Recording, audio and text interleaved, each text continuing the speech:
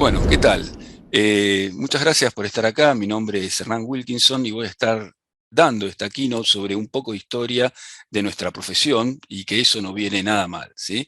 Antes de empezar, me gustaría agradecerle a Nerdearla por darme la oportunidad de hablar sobre este tema en un momento, digamos, en una charla tan importante como una keynote. Y bueno, ¿de qué trata esta charla? Bueno, cuando hablo de historia de nuestra profesión me refiero en realidad a la historia del desarrollo de software, ¿no? A los que desarrollamos software, y que ha sido, la verdad, bastante difícil resumir todo esto en una hora, ¿no? Porque por más que es una historia muy corta, muy reciente comparado con otras profesiones, es una historia muy detallada en lo que ha sucedido, justamente porque ha pasado en los últimos años y donde tenemos la tecnología para ir grabando y registrando todo lo que sucedió. Así que bueno, espero que sea de su gusto lo que he logrado reducir y sintetizar en esta hora. Para empezar, me gustaría tomar como inicio el año 1621, que es cuando Blas Pascal crea esta calculadora mecánica que le permitía sumar fácilmente, ¿sí? O sea, ya en ese momento era como que la gente estaba cansada de tener que sumar y restar tanto a mano, y entonces a Pascal se le ocurre mecanizar ese proceso por medio de esta Pascal Calculator, ¿sí? Uno de los grandes problemas que tuvo que resolver fue ese problema de me llevo uno, ¿no? Del acarreo, el famoso acarreo de la suma. Un problema que después Leibniz, un alemán, filósofo alemán, matemático, generaliza con lo que él llama, lo que se termina llamando la rueda de Leibniz, ¿sí? Lo que se logra con esta calculadora es empezar a mecanizar un proceso completamente abstracto, ¿no? Piensen que sumar, restar es algo que sucede en nuestras cabezas y que era muy difícil pensar que otra máquina, para poner algún nombre, porque podemos suponer que el ser humano no es una máquina también, ¿sí? Pero que en una máquina fuese posible hacer lo mismo que realizaba el ser humano en su cabeza, ¿no? Que hasta ese momento sí, existían máquinas que permitían hacer cosas que físicamente un ser humano hacía, pero no algo que un ser humano pensaba. Y es ahí donde empieza esta gran revolución. Pero lo más importante es lo que sucede en 1821, que es cuando un inglés la rompió, ¿sí? Pero ese inglés no era futbolista, sino que era justamente Charles Babbage, ¿sí? Charles Babbage, un matemático, ingeniero espectacular, idea en 1821 la Difference Engine, ¿sí? Que lo que estamos viendo acá es una foto de la parte de toda la Difference Engine que él logra construir en esa época, porque lamentablemente no la logra construir completa por cuestiones de limitaciones tecnológicas, ¿sí? Él logra construir esta porción de la Difference Engine con el aporte del gobierno inglés, que fueron como 22.000 libras lo que el gobierno inglés le da para construir todo, pero solo logra construir esto, motivo por el cual después el gobierno inglés no le sigue dando plata para seguir con la construcción. Pero bueno, esto a él le servía para mostrar un poco cuál era la idea de la Difference Engine, ¿sí? ¿Y cuál es el motivo por el cual Babbage crea la Difference Engine? O por lo menos idea en plano, ¿no? Porque de vuelta, nunca la logra construir completamente. Bueno, algo pareció a lo que le pasaba a Pascal. Pascal se había cansado de sumar y restar, Babbage se cansa de tener que hacer aproximaciones de ciertas funciones matemáticas que en aquella época hay que tener en cuenta, ¿no? No existían las calculadoras, no existían las computadoras, entonces cuando uno quería calcular el seno o el logaritmo para cierto x, tenía que hacer en base a aproximación, digamos, calcular una aproximación en base a los valores que estaban tabulados en ciertos libros, ¿no? Entonces, te notó un proceso tedioso y que además, como Babbage descubre, hasta había diferencias para las mismas funciones y los mismos X en distintos libros, ¿no? Con lo cual ni siquiera uno podía estar seguro que estuviera calculando el valor correcto. ¿Cómo resuelve este problema Babbage? Bueno, como ustedes saben, toda función matemática puede ser aproximada por medio de un polinomio, ¿sí? Y lo que se utiliza para resolver los valores de un polinomio es, podríamos decir, este algoritmo, ¿no? En donde tenemos, para este ejemplo, estoy usando un polinomio de grado 2, tenemos una tabla de 4 columnas, ¿sí? La primera columna es donde tenemos los distintos valores de x, la segunda columna es donde vamos a poner el resultado de P para X, ¿sí? La tercera columna donde vamos a poner la diferencia entre P de X más 1 y P de X. Entonces, por ejemplo, este menos 1 es el resultado resultado de 1 menos 2, ¿sí? Nos da menos 1. Y en la cuarta columna lo que vamos a hacer es poner la diferencia entre la diferencia de x más 1 y x, ¿sí? Que en este caso sería 3 menos menos 1, que nos da 4. Una característica interesante es que este valor se repite siempre en la última columna y que la difference engine permitía tener polinomios de grado 7, ¿sí? Por lo tanto, en una tabla de 8 columnas, no de 4 como estamos viendo en este caso, ¿sí? Entonces, ¿cómo calculábamos los valores? ¿O cómo se calculan los valores con esta idea? Bueno, si quiero calcular P de 5, lo que hacemos es copiamos el 4 de la última columna a la siguiente fila, y ahora hacemos 4 más 11 para calcular la diferencia 1 para x, ¿sí? En este caso 4, y ahora que quiero calcular P de x, lo que hago es sumar 15 más 22 y me da 37. ¿Sí? Lo mismo si ahora quiero calcular P de 6, copiamos el 4, 4 más 15, 19, 19 más 37, 56. Entonces, siguiendo este algoritmo, convertimos el cálculo de polinomios, que tiene que dar multiplicaciones, elevar a una potencia, etcétera, en simplemente sumas, ¿sí? Y eso es la base matemática que utiliza Babbage para la Difference Engine. Pero veamos la Difference Engine en acción. And it works, just as Babbage designed it. Every turn of the engine's driving handle is carried through gears, cams, rods, levers, and springs to release and arrest precisely aligned number wheels. A helical arrangement of steel fingers continually pulls the register towers to find and perform the carrying of tens. In its continuing sweep upward, it is mesmerizing. The intricate printing section can be programmed for 1, 2, or 3 column output, for 2 font sizes at once, for variable margins and column gaps, even word wrap where necessary. It prints hard copy on paper and simultaneously impresses the same output into a tray of plaster to produce a stereotype, a mold for casting a full-page printing plate. When a tray is full, the printer pauses the entire machine. Bueno, ¿no es maravilloso? Es increíble, ¿no? Porque además, lo más increíble es que esto lo ideó en su cabeza. O sea, él no lo llegó a construir, ¿sí? Esto que vemos acá es una de las dos máquinas, de las dos difference engines que se crearon gracias a la motivación del que era el curator del Museo de Tecnología de Londres, que dice, ¿por qué no construimos la difference engine, ¿no? Que es una máquina de la que se habla mucho, pero que no se sabía si realmente funcionaba. Lo más increíble es que cuando la construyen, no solo funciona a la perfección, tienen que arreglar unas cositas de la impresora, pero todo el resto funcionaba perfectamente. Y fíjense esa impresora, ¿no? Una impresora que imprimía en papel y en un molde para después poder hacer los libros, te permitía configurar los márgenes, la cantidad de columnas, el tipo de letra, y cuando se quedaba sin espacio en el papel, paraba el funcionamiento de toda la máquina. Es increíble que una persona haya logrado idear todo eso en su cabeza, ¿no? Yo todavía tengo problemas con mi impresora en casa cada vez que tiene que agarrar el papel que se traba, ¿no? Y este loco ideó esta maravilla que es la Difference Engine. Pero lo más impresionante es que no se queda ahí, ¿sí? Babbage no era un conformista y va mucho más lejos. También piensa en la Difference Engine 2, de la cual no voy a hablar, sino de lo que voy a hablar es de la Analytical Engine, que ya no era simplemente una máquina para hacer cálculos matemáticos, sino una máquina programable con tarjetas perforadas, ¿sí? O sea, lo primero que se utilizó en las computadoras modernas para poder programarlas, ¿sí? Ya Babbage lo había pensado como mecanismo de programación, de base 10, mecánica, por supuesto, que tenía una unidad aritmético-lógica, control de flujo con branching condicional, loops y memoria integrada. O sea, fue la primer computadora de propósito general Turing Complete. ¿Sí? Por supuesto, de la misma manera que él no logra construir físicamente la Difference Engine, no logra construir la Analytical Engine, ¿sí? Pero están todos los planos con todo lo que había pensado para esa computadora. ¿Sí? Hay un proyecto actual que busca poder construirlo, pero lamentablemente todavía no logró reunir el dinero suficiente para hacerlo. Y en este interín, en el interín de pensar la Analytical Engine, se encuentra con una matemática pensadora excepcional, ¿sí? Que es Augusta Ada King, la condesa de Lovelace, ¿sí? O más conocida por nosotros como simplemente Ada.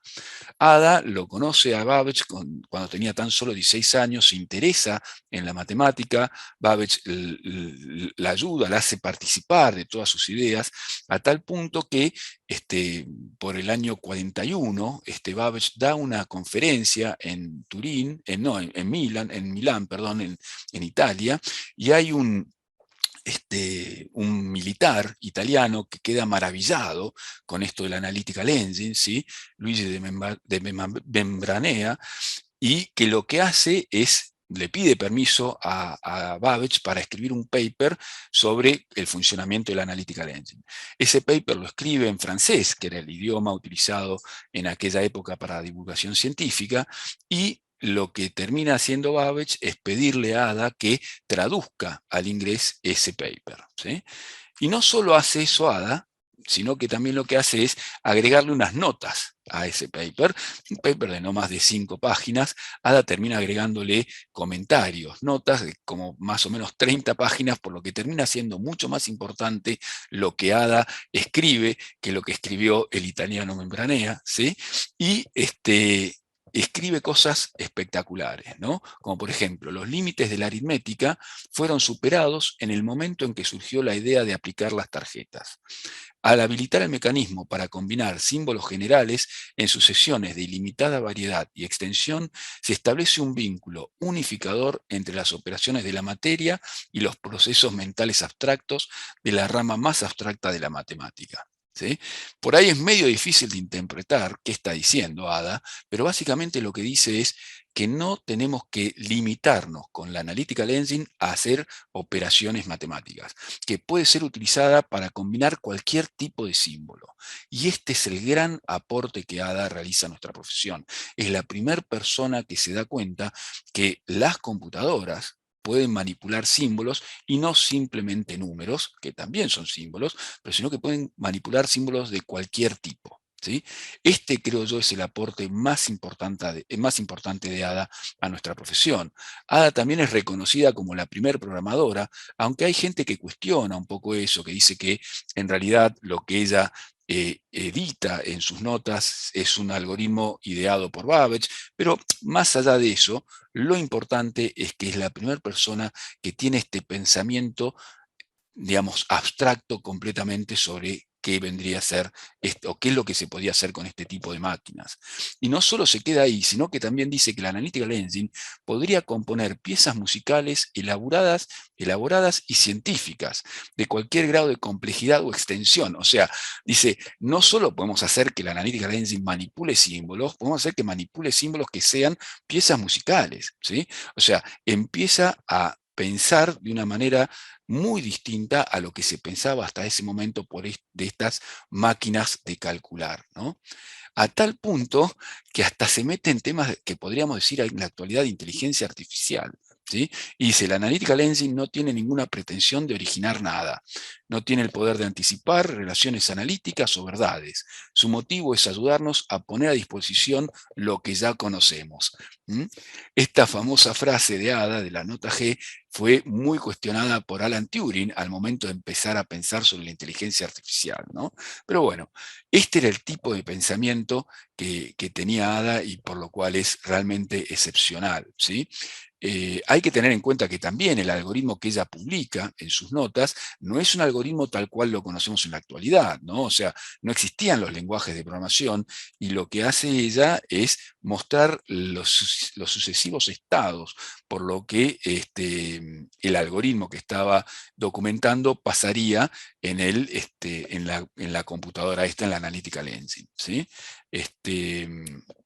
El algoritmo que muestra en las notas es un algoritmo para calcular los números de Bernoulli.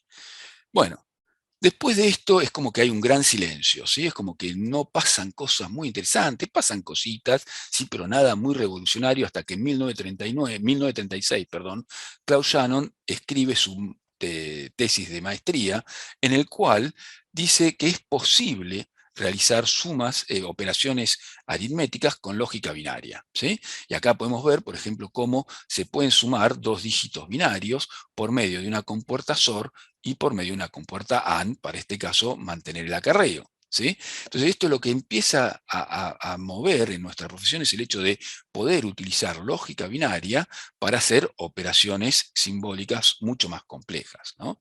Y es así como en ese, digamos, a fines del 1930, principios del 1940, se empieza a generar todo un movimiento, además potenciado por la Segunda Guerra Mundial, debido a que era muy importante poder hacer muchos cálculos por distintos motivos, que no viene al caso, es que empiezan a aparecer distintas computadoras, como la de George Stiglitz, ¿sí? La Model K, que era una computadora electromecánica, o sea, basada en relés, pero con lógica binaria, que permitía hacer operaciones aritméticas, ¿sí? Esta idea, por ejemplo, utilizar lógica binaria de George Stiglitz, no, digamos, la hace casi simultáneamente con el paper de Shannon, ¿sí? No es que Stiglitz había leído lo que Shannon había escrito, sino que simultáneamente empieza a aparecer estas soluciones al problema de hacer computadoras, ¿no?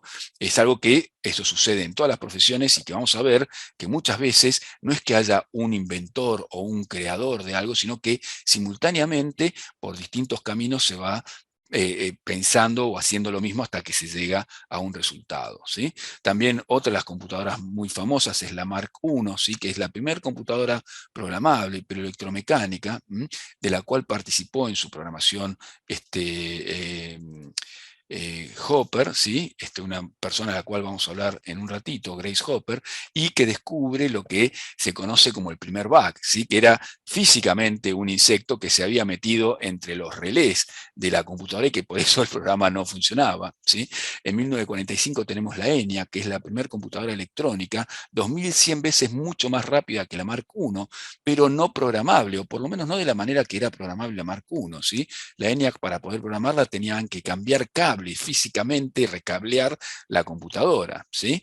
O la EDVAC, que es de donde nosotros, digamos, von Neumann escribe el famoso paper sobre el draft on the EDVAC, y es donde se documenta por primera vez lo que conocemos como la arquitectura de von Neumann, ¿sí?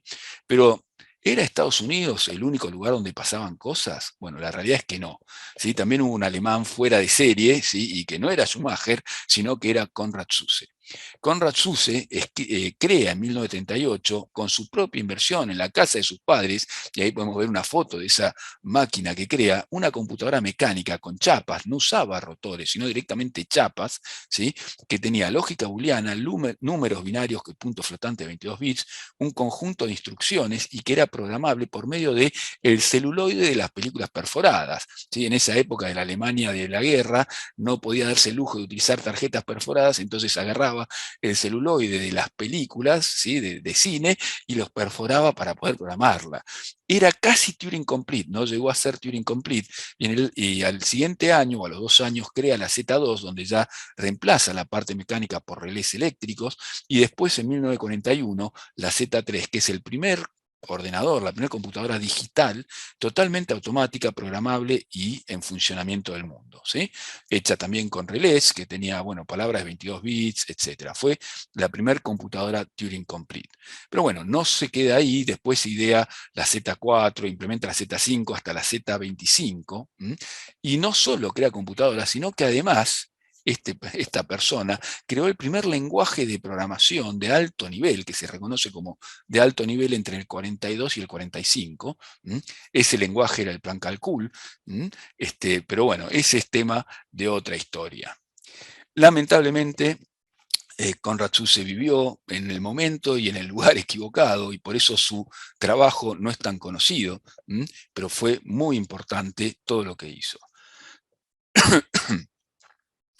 Sin embargo, la historia que conocemos nosotros continúa en Estados Unidos, y es en esa década del 40 en donde se empiezan a crear todas estas computadoras y donde se empiezan a tomar decisiones sobre, bueno, cómo debían ser estas computadoras, ¿no? Si analógicas o digitales, si mecánicas, si electromecánicas o electrónicas. Claramente, si eran electrónicas eran más rápidas, pero debían ser de base 2, de base 8, de base 10. Por ejemplo, la Analytical Engine era base 10 porque mecánicamente es mucho más simple trabajar con base 10 que con base 2. pero electrónicamente es mucho más sencillo trabajar con base 2 que con base 10, ¿sí?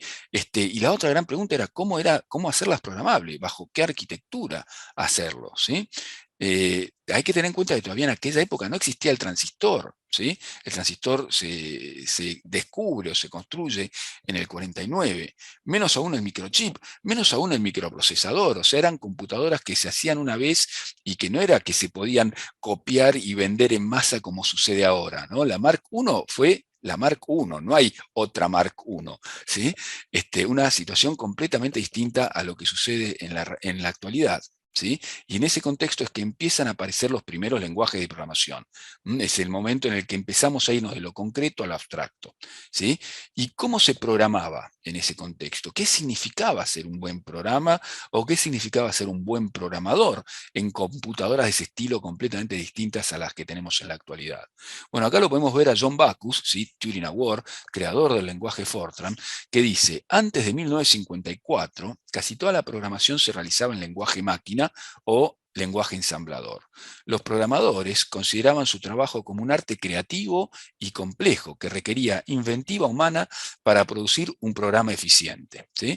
Fíjense, aquellos que alguna vez programaron en código máquina, código assembler, saben exactamente a lo que se refiere Backus, ¿no? Uno se la pasaba todo el tiempo pensando cómo poner las instrucciones para que sea más eficiente. ¿Sí? Y era así como pensaban los programadores en aquella época, pensaban que lo que hacían era un arte creativo, ¿sí?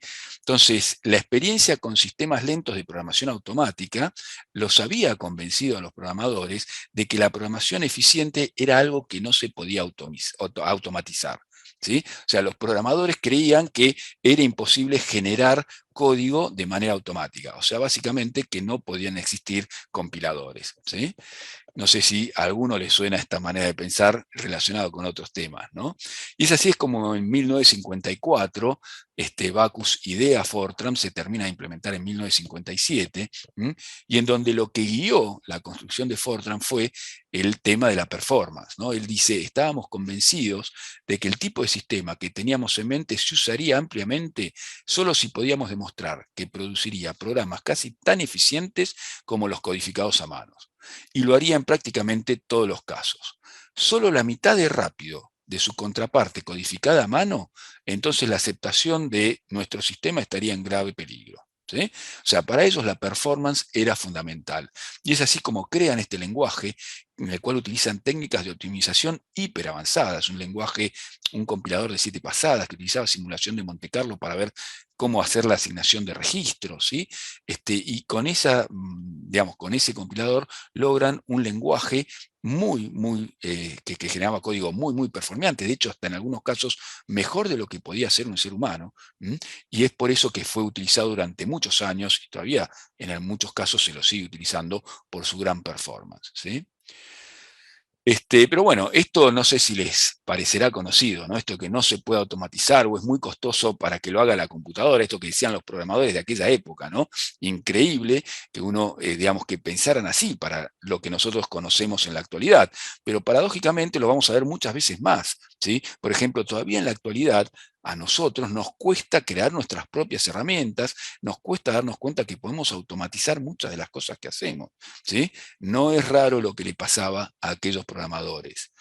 Pero bueno, en ese contexto, donde aparece Fortran, que era un lenguaje de programación pensado para algoritmos, para cuestiones matemáticas, también había otras necesidades que tenían que ver con procesar información, procesar datos. ¿Sí? Y es así como surge la idea de crear un lenguaje de programación especial para eso, un lenguaje que es creado por un comité del cual participan estas dos personas increíbles, Grace Hopper, una de ellas, sí, que ya lo comenté, participó como programadora en la Mark I, ¿sí? Que implementa lo que se conoce como el primer compilador, que en realidad era un linker, pero se lo denomina compilador, se lo denominaba compilador en aquella época, implementa por primera vez lo que es la memoria virtual, ¿sí? Una persona increíble, maravillosa, y Jan Samet, ¿sí? La primera presidenta de la ACM, que impulsó, entre otras cosas, los congresos de la historia de los lenguajes de programación, y de hecho en el primer congreso fue la chair del mismo. ¿Sí? Estas dos personas junto al comité a un comité de varias otras personas, crean COBOL en el año 59, ¿sí? Un lenguaje específico para procesamiento de datos. Como comentaba, creado por un comité sin la participación académica. O sea, eran más que nada empresas interesadas en construir este lenguaje, ¿sí? Y que utilizaba el inglés como base para instrucciones. O sea, la idea era que se pudiese leer COBOL como si se leyese prosa. Es por eso que para terminar una sentencia en COBOL, por ejemplo, se utiliza el punto, como el fin de un párrafo, ¿sí? COBOL tiene un gran impacto comercial, pero ningún impacto a nivel académico. Y eso es algo muy raro, pero como todos saben, COBOL se usó muchísimo y se sigue utilizando a nivel bancos, empresas, etcétera, pero a nivel académico no mueve la aguja, ¿sí? Y es acá donde vamos a empezar a conocer el pensamiento de nuestro querido Dijkstra respecto de los lenguajes de programación, distintos lenguajes de programación, en donde podemos ver esta frase que tiene bastante extremista, ¿sí? Yo no estoy para nada de acuerdo con lo que él dice, pero más allá de eso, siempre es importante leer a Dijkstra y entender lo que dice, ¿no? Y Dijkstra dice, bueno, el uso de COBOL paraliza la mente. Por lo tanto, su enseñanza debe considerarse un delito. Bueno, como les decía, bastante extremista, pero es interesante leerlo. En ese contexto, con Fortran, con COBOL, ¿sí? Aparece un genio, un adelantado a su época que frota la lámpara, ¿sí? Y ese genio fue John McCarthy. John McCarthy crea Lisp en el año 1958. Cuando digo crea, no es que lo implementa, ¿no? Sino que escribe un paper en el cual define cómo debería funcionar Lisp. Lisp termina implementándose en el año 60, 61, ¿sí? Por primera vez se ejecuta en una IBM 704, si no me equivoco, pero en aquella época el crear un lenguaje, para crear un lenguaje de programación alcanzaba con especificarlo en un paper, ¿sí? Que es eso lo que hace John McCarthy con Lisp. Además de crear Lisp, este es el creador del término de inteligencia artificial, el creador de la idea de time sharing, esto de compartir una computadora central entre varias personas utilizándolas por medio de terminales, etcétera, ¿sí? Lisp es un lenguaje que tiene cosas impresionantes. Por ejemplo, acá podemos ver la definición de una función que la llamé mapear, pero que generalmente la conocemos como map o collect, que da una lista, ¿sí? Y digamos, le pasamos una lista y un mapeador, lo que hace es mapear los elementos de la lista al resultado de ejecutar ese mapeador para cada elemento. Por ejemplo, acá, para la lista 1, 2, 3, le estoy pasando como un mapeador una función que le suma 10 a ese número, a cada uno de los números de la lista, y por lo tanto obtenemos 11, 12 y 13. ¿Sí? O sea, en definitiva, en Lisp, lo que podíamos hacer era no solo parametrizar datos, la lista, sino también código, funciones, ¿sí? O sea, podíamos tener lo que se denominan funciones de alto orden. Y no solo eso, sino que además Lisp estaba especificado en Lisp mismo, o sea, era un lenguaje que se denomina metacircular debido a una característica que se llama homoiconic, ¿sí? O sea que el formato de los datos es el mismo formato que se puede utilizar para la ejecución, ¿sí? Para expresar el código. Entonces Lisp era un lenguaje dinámico, ¿sí? Podía hacer live programming, o sea, escribir en un REPL, con garbage collection, utilizaba garbage collection, parametrización de código, como veíamos recién, homoiconic y metacircular. O sea, un lenguaje maravilloso, ¿sí? Entonces, cuando uno ve esto, se empieza a preguntar, pero ¿cómo puede ser que Java haya tardado tanto tiempo en tener lambda, ¿no? Recién aparece en la versión 1.8 las lambdas en Java, mientras que ya en el año 58 teníamos la posibilidad de poder escribir funciones con parámetros que sean funciones, ¿no? Lo mismo, ¿por qué C++ tarda tanto en tener lambdas? Era un tema técnico, es un tema cultural por el cual esos lenguajes no tenían lambda. Bueno, son preguntas que nos tenemos que hacer y de las cuales vamos a discutir un poquitito más sobre el final, ¿sí? Otra pregunta que nos podemos hacer es ¿por qué tuvimos que esperar tanto tiempo para que un garbage collector sea considerado como algo normal en un lenguaje de programación, ¿sí? En la década del 90, hablar de lenguajes con garbage collector era como mala palabra, ¿sí? En ese caso por un tema de performance, pero digo, desde el año 58 era algo que ya existía como factible, ¿sí? O ¿por qué el REPL parece una novedad, por ejemplo, cuando aparece Ruby? Me acuerdo cuando acá en el 2010 Ruby empezaba a ser como un lenguaje mucho más utilizado, había gente que se maravillaba por la posibilidad de trabajar en un REPL, de programar dinámicamente, cuando eso ya era completamente factible hacerlo desde el año 63, cuando Peter Deutsch implementa por primera vez el REPL para Lisp, ¿sí? Lo peor aún, digamos, la pregunta aún más difícil de responder es por qué aún hay lenguajes que adolecen de esta facilidad, una facilidad tan importante como es la de poder programar dinámicamente, ¿no? Alan Kay, a quien tuvimos el año pasado como keynote de esta conferencia, bueno, una persona excepcional, dice que Lisp es el mejor lenguaje de programación jamás diseñado, ¿sí? Pero como no podía ser de otra manera, también tenemos que escuchar qué decía Dijkstra, ¿sí? A Dijkstra no le gustaba Lisp y dice que es imposible leer el manual de Lisp 1.5. Después de la definición de lenguaje incompleta, ese texto intenta llenar los vacíos con un bosquejo igualmente incompleto de una implementación. O sea, básicamente lo que está diciendo es que eso de implementar Lisp en Lisp no funciona, es incompleto, ¿sí? Entonces se pregunta, ¿por qué Lisp nunca llegó a ser importante en Europa? Bueno, eso realmente no es tan así, pero finalmente termina diciendo, yo mismo estaba completamente desanimado por este manual de Lisp 1.5, ¿sí? Bueno, no sé si lo saben, pero Alan Kay una vez dijo sobre Dijkstra, la arrogancia en ciencia de la computación se mide en nanodijkstras, ¿sí? Como podemos ver, también en nuestra profesión existen las pequeñas guerritas entre personas, ¿sí? Pero bueno, es interesante ver cómo las distintas opiniones de las distintas personas van surgiendo, ¿sí? Pero bueno, ¿cuál es el problema con Lisp? Lisp era lento, no tenía, era lento para las computadoras de aquella época, ¿sí? Y no tenía una manera fácil de componer datos. No había, lo único que tenías eran pares y listas, ¿sí? Pero si querías crear un registro, una clase, no se podía hacer, por lo menos con lo que el lenguaje te ofrecía. Entonces, es como que no estábamos listos para Lisp en aquella época. ¿Sí? Las prioridades pasaban por otro lado, o sea, ni siquiera habíamos resuelto qué era un algoritmo, cómo convenía construir un algoritmo como para tener que pensarlo de manera recursiva, ¿sí? Que esa era la forma en la que generalmente se programaba en Lisp. Y además, como veíamos recién, no estaba preparado para esas computadoras. Es así como aparece en la década del 60, en el año 60, Algol, ¿sí?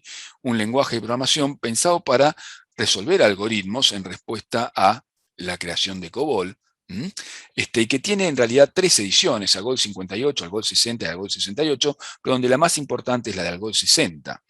Un lenguaje también creado por comité, un comité estadounidense europeo, donde la persona más importante de la parte estadounidense es Alan Perlis y la del lado europeo es Peter Naur.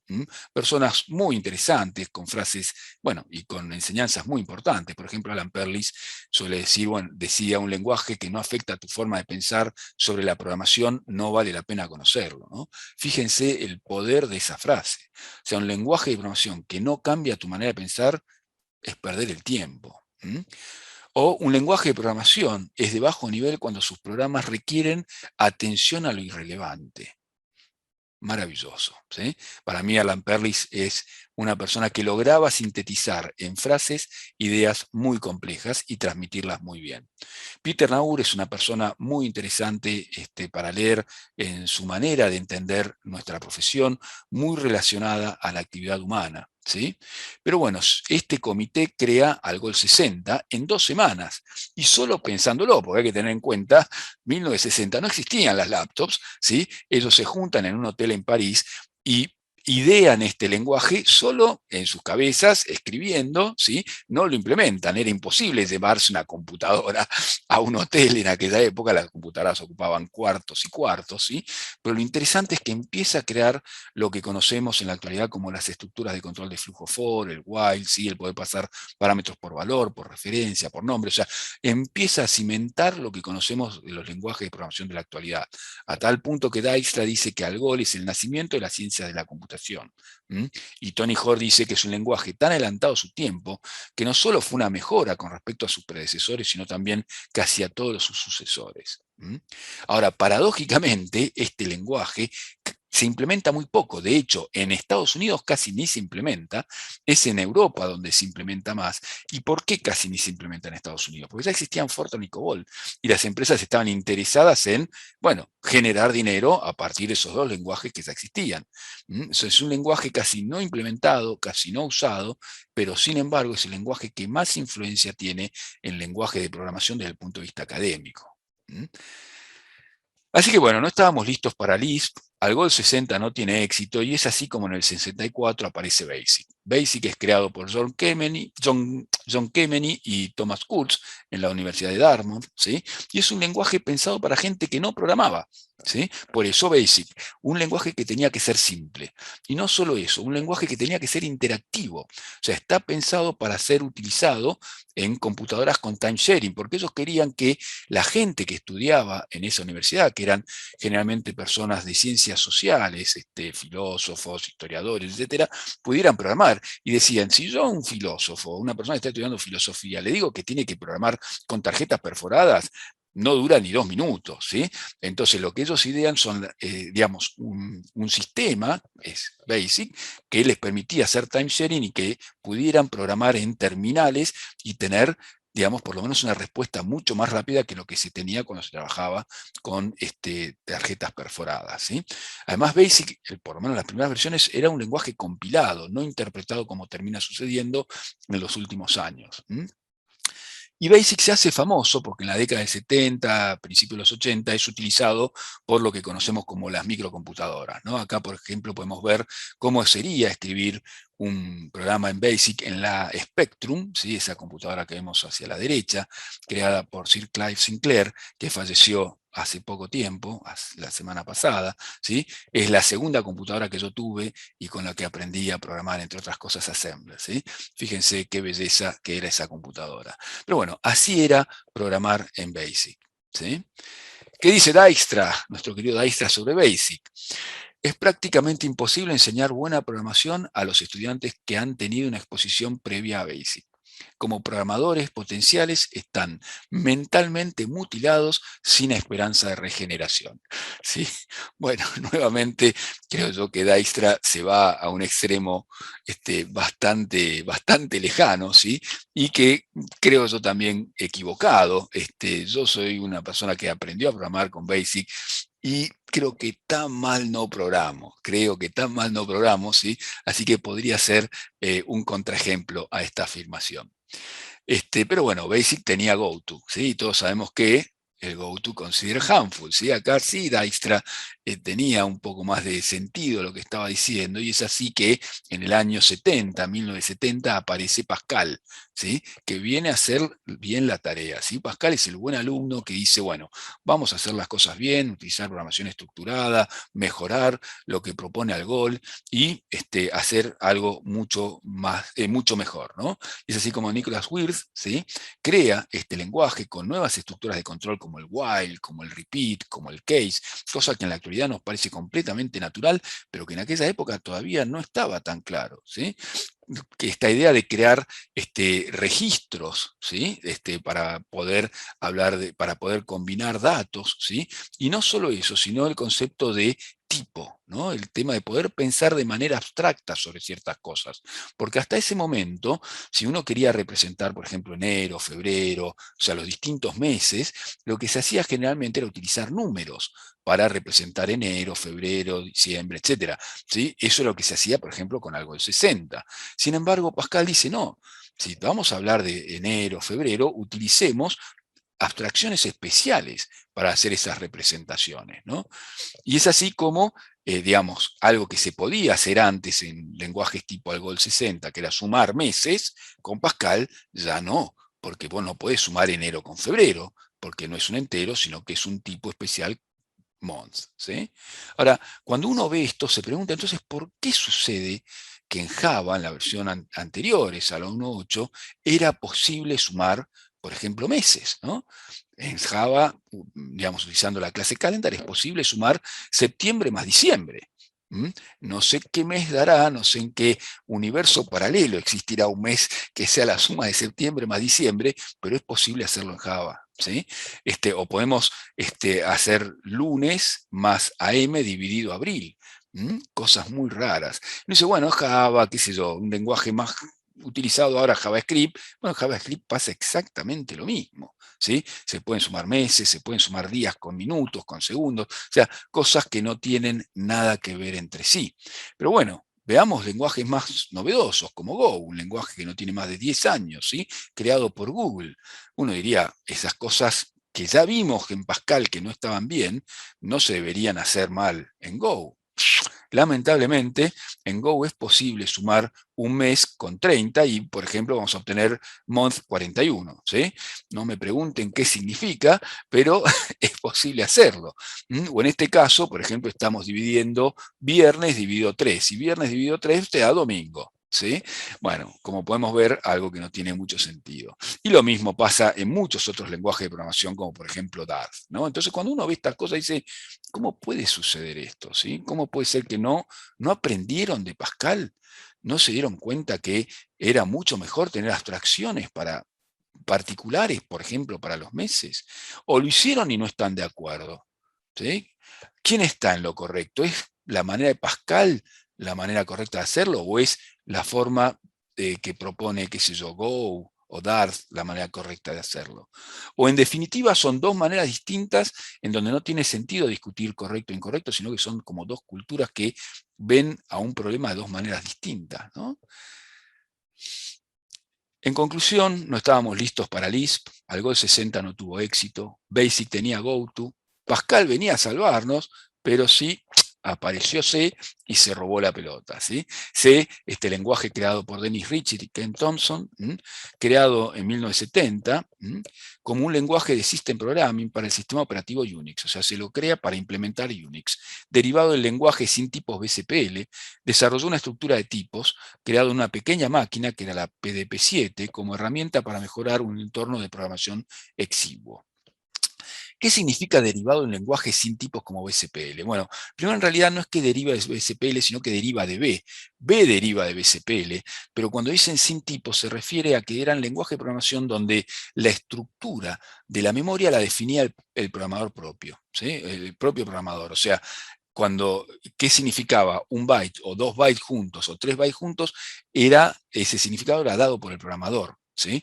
Lo que hace es empezar a estructurar o a definir y decir, bueno, cuando tenemos 2 bytes, eso es una word, supongamos, o un int. ¿Sí? Cuando tenemos 4 bytes, es un long. Entonces empieza a estructurar esa secuencia de bytes en memoria por medio de lo que ellos llaman tipos. ¿Sí? Que es una manera de pensar en tipos, hay otra manera muy distinta. ¿Sí? Pero bueno, eso es lo que hace C. ¿Qué es lo que dice Ritchie sobre C? Bueno, dice, C es particular, defectuoso y con un éxito enorme. ¿Sí? Si bien los accidentes de la historia seguramente ayudaron, evidentemente satisfizo la necesidad de un lenguaje de implementación de sistemas lo suficientemente eficiente como para desplazar el lenguaje ensamblador y lo suficientemente abstracto y fluido para describir algoritmos e interacciones en una amplia variedad de entornos. ¿Sí? C termina desplazando a Pascal, ¿sí? Sin embargo, C era menos seguro que Pascal, con mensajes de error de compilación más crípticos, con un compilador más lento, con punteros que agregaba complejidad accidental, ¿sí? Pero en definitiva, a nivel de ejecución más rápido y por lo tanto más exitoso y usado. ¿Sí? Es acá cuando uno se empieza a preguntar si realmente esto de worst is better no es verdad, ¿no? ¿Cómo puede haber sucedido eso? Y bueno, vemos que nuevamente la clave del éxito tiene que ver con la velocidad de ejecución. Ahora, lo peor, podríamos decir, a ver si podemos hablar de lo peor, ¿sí? O sea, algo muy negativo que termina generalizándose es lo que yo llamo la semilla de la nada, o podríamos decir la semilla del mal, ¿sí? Que es una idea que tiene Tony Hort en el año 66. Hay que recordar que Algol 60, como dije, nunca fue completamente implementado y era un lenguaje que se idea en 2 semanas y por lo tanto con muchas posibilidades de ampliación. Y es por eso que durante casi toda la década del 60 es que se proponen mejoras para Algol 60. ¿Sí? Una de ellas es esta de Record Handling por Tony Hoare. Cuando uno lee este paper, que es muy interesante, parece que Tony Hoare está hablando de objetos. ¿sí? Del paradigma de objetos, porque dice que existen distintos tipos de objetos como mesas, sillas, préstamos, personas, etcétera, y que cuando uno está construyendo software, construye un modelo computable de aquel aspecto de la realidad o del mundo conceptual del cual está haciendo ese modelo, ¿sí? Pareciera que estuviese hablando del paradigma de objetos, a tal punto que habla de los atributos, de estos registros, y después se mete en el tema de clases, como que hay clases mutuamente exclusivas que me permiten representar cosas como personas, ¿sí? Sustantivos como personas, préstamos, etcétera, etcétera. No solo dice eso, sino que después se pone a hablar sobre las relaciones entre estos registros, entre estos objetos, ¿sí? Y habla de relaciones completas, como por ejemplo poder decir que una persona es el padre de otra persona, o que el destino de una ciudad es que una ciudad es el destino de cierto camino, etcétera, ¿no? Pero termina metiendo la pata, podríamos decir, con esta idea de funciones o relaciones parciales, ¿sí? Que dice, bueno, a veces es necesario indicar que una función, una relación, es parcial porque o no está definida o todavía no ha sido definida para un registro. Y que para representar eso, él propone utilizar null. ¿Mm? Bueno, como todos saben, después se arrepiente y es así como en el 2009 da esta fabulosa charla de Null References de $1 Billion Mistake, del cual vamos a ver qué dice. So, No sé por qué. so Ahí far está. seems fine. We've got our object orientation with careful type checking of all the pointers, so everything is all quite safe, and there's no overhead of testing every subscript for its correctness. And then I went and invented a null pointer. And the null pointer, if you use a null pointer, you either have to check every reference or you risk disaster. Most people, of course, like the Fortran programmers, preferred to risk disaster, indeed to suffer disaster, rather than check all their subscripts. I didn't know that at the time, but my friend Edgar Dijkstra, who was also working with the team developing NullGov60, thought the null reference was a bad idea. And he gave a very, very subtle and very abstract reason for it. He said, if you have a null reference, then every bachelor whom you represent in your object structure will seem to be married polygamously, or rather polyandrously, to the same person. Let's call her Nulla. I thought that was a rather nice criticism, but my real criticism is that it brings back again unnecessarily all the agony of having to choose whether to run your program fast without checking or run it slow with checking. Es increíble, ¿no? Lo dice bien claro Tony Hoare. Dice, si utilizamos null, o nos arriesgamos al desastre, o tenemos que verificar cada referencia que tenemos por null, ¿no? Es muy interesante la explicación que da Dijkstra de por qué no es una buena idea utilizar null, ¿sí? Lamentablemente parece que no lo escuchamos, no lo escucharon a Dijkstra, ¿sí?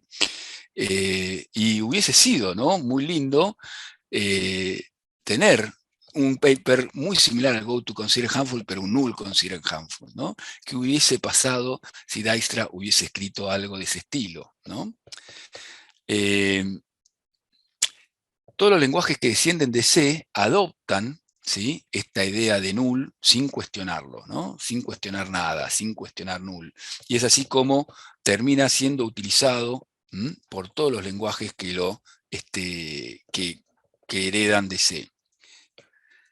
Ahora, mientras tanto, unos años antes, en un país chiquito, muy, muy lejano, unas personas pensaban en grande, ¿sí? Y estas personas eran Ole Johan Dahl y Kristen Nygaard. dos noruegos, Turing Award, que crean el lenguaje Simula, después el lenguaje Simula 67, donde impulsan la idea de software como modelo, ¿sí? No simplemente como un conjunto de instrucciones, ¿sí? Donde empiezan a hablar del concepto de objeto como representación de entes del dominio del problema, de clase para representar ideas y de subclasificación para organizarlas, ¿sí? Esta idea de Simula 67 es lo que después influyó fuertemente junto a Sketchpad, Lisp, Logo y las ideas de enseñanza de Montessori, Papert y Brunner para que otro genio frotara otra lámpara, ¿sí? Ese otro genio fue Alan Kay, ¿sí? El creador, entre otras cosas, de Smalltalk, que junto a Dan Ingalls, al que solemos llamar el Arquímedes de la programación, y a Del Goldberg, la gran ejecutora, la que llevó adelante casi todo el desarrollo comercial de Smalltalk, crean ese lenguaje de programación que en el año 72 podían hacer cosas de este estilo, ¿sí? O sea, lo que vamos a ver ahora es cómo con Smalltalk 72 se podía graficar algo. Año 72, ¿sí? Estamos hablando en un contexto donde tener computadoras gráficas era algo impensado, donde la mayoría de las personas programaban en tarjetas perforadas. Estos genios tenían computadoras con display gráfico, conectadas en red, con mouse, etcétera, ¿sí? Y todo eso surgía de la idea que Alan Kay había plasmado en su tesis doctoral de fines del 60 en esto que llamaba la Dynabook, ¿sí? Que como pueden ver no es ni más ni menos que lo que en la actualidad conocemos como las tablets, ¿sí? Él había pensado en la posibilidad de tener estas Dynabooks para poder compartir información de manera wireless, sencilla, para que los chicos pudiesen aprender rápidamente y fácilmente, ¿sí? Y es así como se logra este lenguaje, que más que un lenguaje es un sistema de objetos que tiene 5 releases, 72, 74, 76, 78 y 80. O sea, es un lenguaje que es desarrollado durante 10 años y que, como decía hace un rato, tenía interfaz gráfica, mouse, ¿sí? Con computadoras conectadas en red que les permitía compartir objetos entre ellas, imprimir gráficos en impresoras láser, ¿sí? Y cuyo objetivo era principalmente potenciar la creatividad y el intelecto humano. Ese era el objetivo fundamental que Alan Kay tenía con Smalltalk. En este lenguaje, todo es un objeto, cada cosa que se quiere hacer se realiza enviando mensajes, o sea, se genera una simplificación muy fuerte sobre qué es trabajar de manera computable con un lenguaje de este estilo, y se empiezan a resolver ciertos problemas, como por ejemplo el tema de null. Si en Smalltalk no existe null, existe nil, pero no es lo mismo que null, ¿sí? Y no se usa el 1 y el 0 para representar true y false, se utiliza objetos que representan true y false, tenemos objetos para representar enero, febrero, etcétera, ¿no? Todo eso que veíamos que Pascal proponía en 1970, ¿sí? Ahora, lo que es increíble es que el desarrollo de este lenguaje funciona o aparece en simultáneo con Pascal, 1970, con C, 1971, y con ML, 1972, ¿sí? O sea, mientras hay otras corrientes de pensamiento sobre lenguaje de programación, esta gente tiene también su propia corriente muy distinta y con otros principios y objetivos, ¿sí? Pero bueno, no estábamos preparados para trabajar con una interfaz gráfica, un ratoncito, como algunos llamaban en aquella época el mouse, lo cual a muchos les daba vergüenza, ¿sí? Y no estábamos preparados para pensar que todo es un objeto, ¿sí? A tal punto que veamos lo que dice Steve Jobs sobre esto, ¿sí? Jobs, then all of 24, had a privileged invitation to visit Xerox PARC. And they showed me really three things. But I was so blinded by the first one that I didn't even really see the other two. One of the things they showed me was object-oriented programming. They showed me that, but I didn't even see that. The other one they showed me was really a networked computer system. They had over 100 Alto computers, all networked, using email, et cetera, et cetera. I didn't even see that. I was so blinded by the first thing they showed me, which was the graphical user interface. I thought it was the best thing I'd ever seen in my life. Now, remember, it was very flawed. What we saw was incomplete. They'd done a bunch of things wrong, but we didn't know that at the time. It's still, though, they had the germ of the idea was there, and they'd done it very well. And within, 10 minutes, it was obvious to me that all computers would work like this someday. It was a turning point. Jobs decided this was the way forward for Apple. He came back and, I almost said asked, but the truth is demanded that his entire programming team get a demo of the Smalltalk system. And the then head of the Science Center asked me to give the demo because Steve specifically asked for me to give the demo. And I said, no way. I had a big argument with the Xerox executives telling them that they were about to give away the kitchen sink. And I said I would only do it if I were ordered to do it, because then, of course, would be their responsibility. And that's what they did. Bueno, fíjense, ¿no? Steve Jobs, una mente brillante, no fue capaz de ver qué era la programación orientada a objetos cuando conoce Smalltalk, ¿no? Y solo se queda con aquello visual, con lo que ve primero, que es el user interface, ¿no? Entonces, claramente, no estábamos preparados para pensar en esos términos que proponían, ¿sí? Y es así como aparecen otras cosas, como por ejemplo C++, ¿sí? Creado por Benjamin Stroustrup, y como él mismo dice, diseñado para proporcionar las facilidades de Simula para la organización de programas, junto con la eficiencia y flexibilidad de C para la programación de sistemas, que sea accesible en hardware común entre desarrolladores, ¿sí? Algo que hasta ese momento, por ejemplo, un ambiente de Smalltalk no era factible, ¿sí? Y es así como crea en el año 78 C with Classes, que después termina siendo renombrado a C++. Ahora, es muy interesante ver lo que dice Benjamin Stroustrup en sus 3 papers. Él escribe 3 papers para el History of Programming Languages sobre la evolución de C++. Cada paper tiene en los distintos congresos de Hupl más hojas, ¿sí? Cada vez son más grandes, pero lo interesante es ver lo que dice, por ejemplo, sobre la herencia múltiple, ¿sí? La herencia múltiple es mucho menos importante que los tipos parametrizados, los generics o templates, ¿sí? En su implementación hubo un factor puramente irracional. La herencia múltiple se suponía que era muy difícil de implementar de manera eficiente, por lo tanto parecía un gran desafío, y dado que encontré una técnica de implementación simple y eficiente en 1984, no pude resistir el desafío. O sea, básicamente implementa herencia múltiple en C++, no porque era algo conceptualmente necesario, sino porque fue un desafío implementativo para él, ¿sí? No sé si les suena conocido este tipo de situaciones. Lo más raro, lo más increíble, es que él dice también que descubre que la propuesta era casi idéntica, lo que él había pensado era casi idéntico a una idea para proporcionar herencia múltiple en Simula, que había sido considerada por Ole y Johan Dahl en 1966, o sea, casi 15 años antes, ¿sí? Y que fue rechazada por ese grupo por su complejidad. O sea, así todo, él decide implementar herencia múltiple en C++, ¿no? Entonces, está bueno preguntarse, ¿no? ¿Juega el ego en el desarrollo de los lenguajes de programación? Y claramente sí, porque en definitiva son otros sistemas más desarrollados por seres humanos, ¿sí? Y la manera de pensar que tenemos, la manera de analizar los problemas y de resolverlos se transmite en los productos que nosotros construimos, en este caso, en los lenguajes de programación, ¿sí? C++ hereda lo bueno y lo malo de C, ¿sí? La semilla de la nada pasa a ser un árbol con C++, ya null pasa a ser algo completamente normal, ¿sí? Y podríamos decir que también agrega bastante complejidad accidental a los lenguajes como C, ¿sí? A un lenguaje como C. Pero, en definitiva, era rápido ejecutando y por eso también es que se lo usa, ¿sí?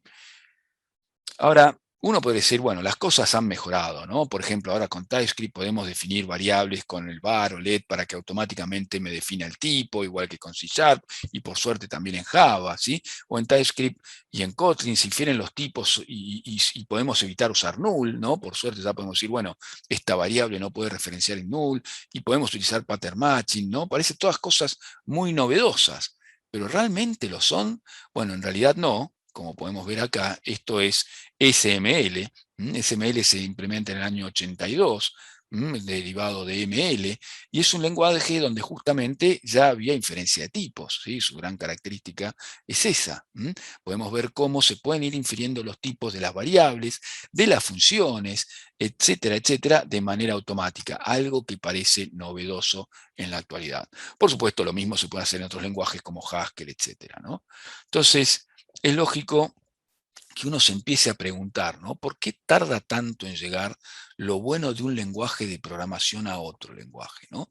¿Cómo puede ser que ya en el año 82 existía esta idea de inferencia de tipos y no lo implementa ni C++, ni Java, ni ninguno de esos lenguajes que son muy utilizados durante la década del 80, la década del 90, y recién hace pocos años, por lo menos en Java, empieza a aparecer, ¿no? Entonces, bueno, la realidad es que eso sucede porque el conocimiento no se transmite como la tecnología, ¿no? O sea, la tecnología se transmite de una manera mucho más rápida que digamos, de cómo se transmite el conocimiento, porque los cambios tecnológicos se producen porque hubo un cambio a nivel humano. O sea, para que en Java alguien implemente una función lambda, tiene que haber habido un cambio en la manera de pensar de la gente que implementó Java, ¿sí? Tienen que entender que lo que estaban haciendo por ahí no era lo mejor y de que podrían mejorarlo, ¿no? Que podrían hacer algo mucho más interesante. Estos cambios humanos que implican cambios a nivel conocimiento se producen lentamente y llevan hasta a veces cambios generacionales. Y es por eso que vemos a veces que en la tecnología se producen estas diferencias hasta que después de cierto tiempo se va todo estabilizando, ¿sí? Que eso es lo que ha pasado con los lenguajes de programación. Entonces, cuando uno dice, bueno, ¿por qué en Java no había lambdas? No es un problema técnico, era un problema humano, ¿sí? Básicamente humano. Eh, Otra pregunta muy común que surge es, bueno, ¿por qué los lenguajes como Lisp, SML, Smalltalk, estos lenguajes que parecían impresionantes, no son tan usados en la actualidad, ¿no? Es una pregunta muy común. Bueno, el motivo, hay varios motivos, pero uno para mí muy importante tiene que ver con la condena de haber sido adelantados a su tiempo, ¿sí? Son lenguajes de programación que, por ejemplo, Lisp, ¿no? En la década de 60 era una carreta, era muy lento, era muy difícil de utilizar si no tenías una muy buena computadora. Entonces, durante mucho tiempo se pensaba, bueno, Lisp es lento, o sea, hubo una generación de programadores que pensaba o que escuchaba que Lisp era lento. Entonces, claramente no lo iban a utilizar. Entonces, sacarse ese estigma después de ser lento, de no ser posible utilizarlo, etcétera, es muy difícil. Por supuesto que en la actualidad Lisp no tiene nada de lento, sí es un lenguaje muy performante, pero lamentablemente quedó con ese estigma, ¿no? Y lo que hay que entender, y esto es fundamental, es que en los lenguajes de programación hay distintas culturas, ¿sí? Distintas maneras de pensar sobre el mismo problema.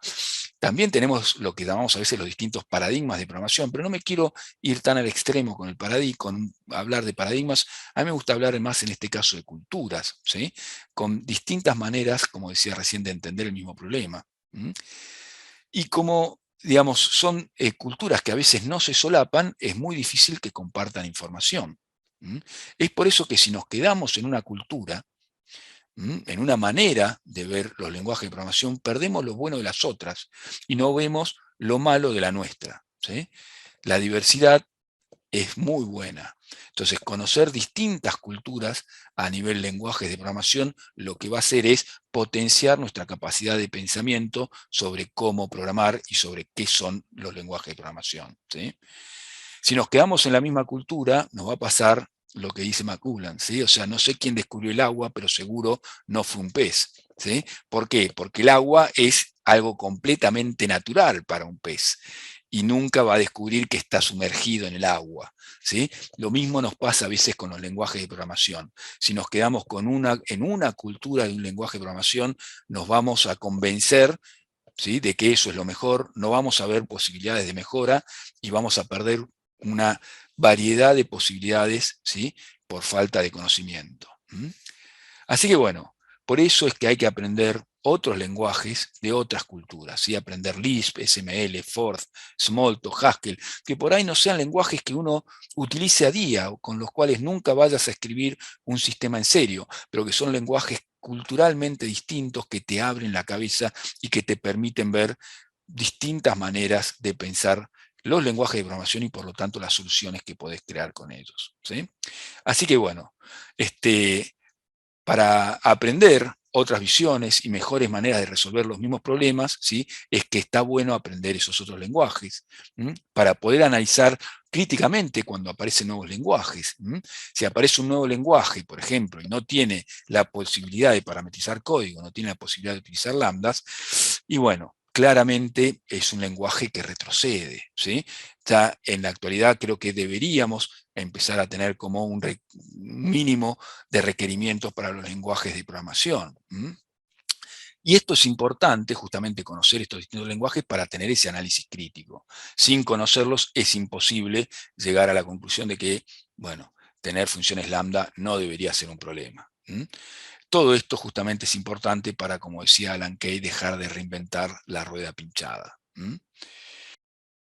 Así que bueno, es por eso que yo creo que un poco de historia de nuestra profesión no viene nada mal. Así que bueno, espero que haya sido de su agrado y que haya logrado generar en ustedes por lo menos las ganas de ir a aprender un poco más sobre la historia de nuestra profesión.